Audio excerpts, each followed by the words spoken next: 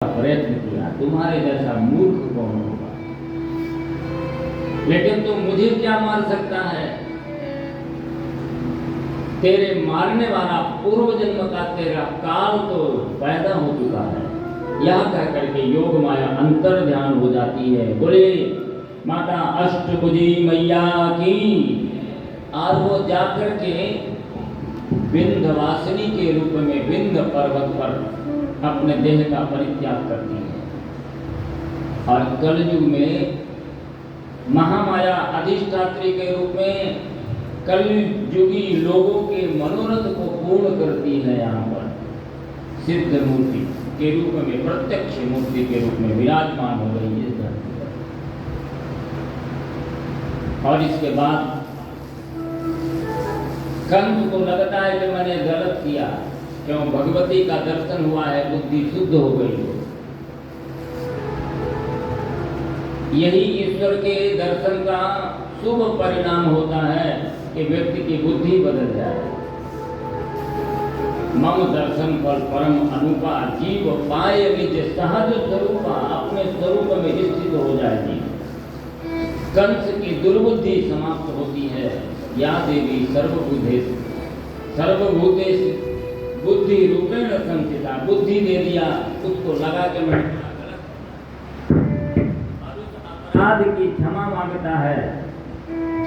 समध्वम मम दौरात्मा साधवो दीनवत्सलः।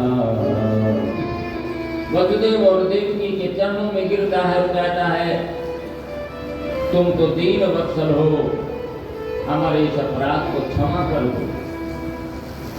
तुम्हारी जो संतानें मृत्यु को प्राप्त की है वो अपने कर्मों के अनुसार है। जीव भी संसार में सब अपने कर्मों के अनुसार जन्मता है और मरता है। ये ज्ञान कंस को आ गया। और जब वहां से क्षमा याचना करके गया और अपने सभी मंत्री सचिवों को बुलाया और उनको बैठाया और उनको बताया ऐसी ऐसी घटना हुई। तो आजकल सचिव ऐसे ही होते हैं जैसे कंस के सचिव हैं। सचिव वैद्य गुरु तीन जो प्रिय बोले भयास। यदि ये सचिव वैद्य गुरु ये यदि तीनों किसी के भय के कारण कुछ बोलते हैं, तो गुरु यदि किसी को खुश करने के लिए कोई ज्ञान देंगे तो धर्म का नाश होगा। वैद्य रोगी को यदि प्रसन्न करने के लिए कोई दवा देगा तो रोगी मरेगा नहीं। और यदि मंत्री अपने राजा को उनकी चाटुकारिता करने के लिए कोई सजेशन देंगे तो राज्य भी नष्ट होगा। और ऐसे ही कंस के सचिवों ने कहा कि आप चिंता मत करिए महाराज, हम उपाय करते हैं। इन सभी धर्मवान लोगों के, सनातन धर्म को मानने वाले लोगों के उपास्य देवता भगवान नारायण हैं। मूलम हि विष्णुर्देवानां यत्र धर्म सनातनः तस्य च ब्रह्म गो विप्रा तपो यज्ञा सदक्षिणा। और इन भगवान विष्णु के ये शरीर कहे जाते हैं गौ, ब्राह्मण, तपस्या और यज्ञ, और उस यज्ञ की दक्षिणा। हम प्रयत्न करेंगे कि इन सभी को नष्ट कर दें। ब्राह्मण को नष्ट कर देंगे, तपस्या को नष्ट कर देंगे, दान को नष्ट कर देंगे और गाय को नष्ट कर देंगे। तो निश्चित रूप से हम असुरों का साम्राज्य हो जाएगा, अधर्म की स्थापना हो जाएगी और ये विष्णु कमजोर हो जाएंगे। आप चिंता मत करो। यह निर्णय सचिवों ने ले लिया। आज भी संपूर्ण देश दुनिया में सनातन धर्म को नष्ट करने के अनेक प्रकार के षड्यंत्र चल रहे हैं। ये धर्म नष्ट होगा तभी मानवता नष्ट होगी, तभी मनुष्य में पशुता आएगी, तभी असुरों का साम्राज्य स्थापित होगा, असुरता में बदलने के लिए प्रयत्न हो रहे हैं। और यही कंस के सभासदों ने कहा और प्रयत्न किया कि अभी पूतना को हम भेजते हैं। पूतना ऐसी मायावी राक्षसी है जो सभी बच्चों को मार डालेगी। कंसेन प्रहिता घोरा पूतना बालघातिनी चार निगनंदी पुरग्राम प्रजादिषु। पूतना ऐसी राक्षसी है जो इच्छा के रूप अनुसार रूप धारण कर सकती है, शक्तिवान है, और वो बालकों को ढूंढती हुई गोकुल में पहुंचती है, जो बालकों के लिए एक प्रकार का ग्राह बन करके जाती है। लेकिन गोकुल में तो भगवान विराजमान है। न मे भक्त्या प्रणश्यति, मेरे भक्त का कोई नाश नहीं कर सकता, अनर्थ नहीं कर सकता। ये भगवान का वचन है और इसीलिए भगवान को मुकुंद कहा गया है। भगवान अपने वादे से कभी मुकरते नहीं है। और वहाँ भगवान बैठे हुए हैं और गोकुल में जन्म लेने वाले, ब्रज में जन्म लेने वाले जितने भी लोग हैं, कोई साधारण आत्माएं नहीं है, वो सभी भगवान के भक्त हैं। भगवान के लीला विहार में साथ देने के लिए उनका जन्म हुआ है, उनको कोई मार नहीं सकता है। इसीलिए भगवान ने सबसे पहले उसका आकर्षण कर लिया, आकर्षण कर लिया। कृष्ण का अर्थ है करसति, आकर्षति सा कृष्ण, जो अपने आकर्षण की शक्तियों से व्यक्ति को अपनी ओर खींच सकता है और उसके पापों को कर्षित कर सकता है, खत्म कर सकता है, समाप्त कर सकता है। ये भगवान का गुण है और इसीलिए भगवान ने आकर्षण किया और पूतना सीधे नंद बाबा के घर में पहुंच गई। नंद बाबा के घर में छठी का उत्सव हो रहा था।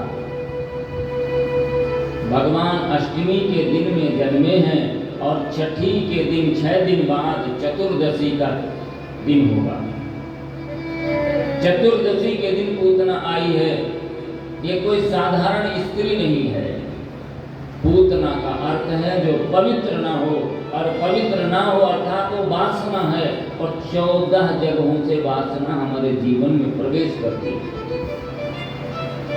हमारी 14 इंद्रियां हैं, 5 स्थूल इंद्रियां, 5 सूक्ष्म इंद्रियां और 4 हमारी जो 5 कर्मेंद्रियां, 5 ज्ञानेंद्रियां और 4 सूक्ष्म इंद्रियां, 14 हो गए।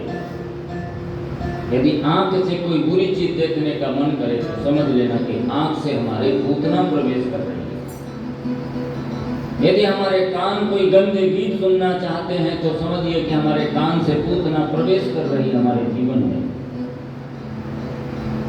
और इसीलिए वो चतुर्दशी के दिन आई है। और ऐसी पूतना अर्थात वासना का नाश बिना भगवान की कृपा के संभव नहीं हो सकता। और ये पूतना ब्रह्म ज्ञान को मारना चाहती है। वासना ही हमारे भगवान से अलग करती है। और जैसे यशोदा के घर में गई, यशोदा ने समझा कि कोई हमारी पड़ोसी नहीं, क्योंकि वो पूतना के रूप में नहीं गई। वासना का आकर्षण इतना होता है कि हर व्यक्ति प्रभावित हो जाता है। रूप बदल के आती है वासना, और ऐसे ही वो रूप बदल करके गई है। अब उसे एक अच्छी भद्र महिला समझ करके भगवान बालकृष्ण को मैया ने उनकी गोदी में दे दिया और अपने काम करने के लिए चली गई। बालकृष्ण को पूतना ने अपने स्तन में कालकूट जो विष लगा रखा था, उस विष को मुंह में भगवान के लगा दिया। अब भगवान ने सोचा कि जैसे हम आए यहाँ तो माखन मिश्री खाने की जगह पहले ही विष मिल गया, तो भगवान ने नेत्र बंद कर लिया। विबुद्धताम बालकमारिका ग्रह चराचरात्मा समिमीलिते क्षण। भगवान ने नेत्र बंद किया। पहली बात तो यही समझा कि माखन मिश्री की जगह ये विष पहले ही छठी के दिन मिल गया पीने को। छोटे बच्चों को कोई कड़ी भी दबा दी जाए तो आंख बंद कर लेते हैं, स्वभाव होता है।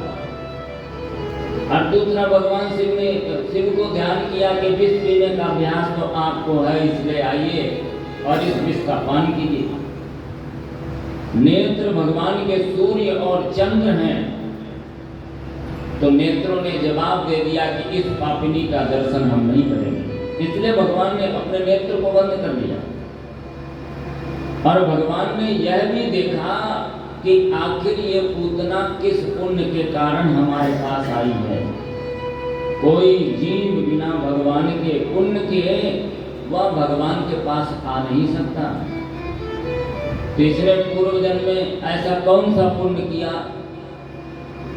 तो भगवान ने देखा कि ये पूर्व जन्म में जब वामन अवतार हमने धारण किया तो यह राजा बलि की कन्या थी रत्नमाला। और भगवान वामन के अद्भुत स्वरूप को अद्भुत स्वरूप को देख करके लगा था रत्नमाला को, ये मेरा बेटा होता तो मेरा आंचल कितना पवित्र हो जाता। वात्सल्य भाव जगा था। लेकिन जब भगवान ने सब कुछ ले लिया और राजा बलि को बंधन में बांध दिया, तब रत्नमाला के मन में आया था कि ऐसे बच्चे को तो विष दे के मार देना चाहिए। भगवान तो कल्प वृक्ष हैं, भगवान कल्प वृक्ष हैं। उस कल्प वृक्ष के नीचे बैठ के जो मांगोगे वो मिलेगा। आज रत्नमाला ने भगवान के सामने दो बात कही, एक बार शत्रुता का भाव आया, एक बार वात्सल्य का भाव आया। तो आज भगवान पूतना के दोनों भावों को पूर्ण करते हैं। वात्सल्य भाव, बेटा बनेंगे, दूध पिएंगे, और शत्रु भाव भी उसका पूर्ण करेंगे, उसे मारेंगे। और भगवान ने अपने हाथों से, जैसे छोटे बच्चे माँ के दूध को पीते हैं, गाढ़ा कराभ्याम भगवान प्रपीडयत् प्राणै सममरोष समन्वितो पिबत। और भगवान बड़े क्रोध के साथ पूतना के दूध को पीने लगे और प्राण समेत दूध पीने लगे।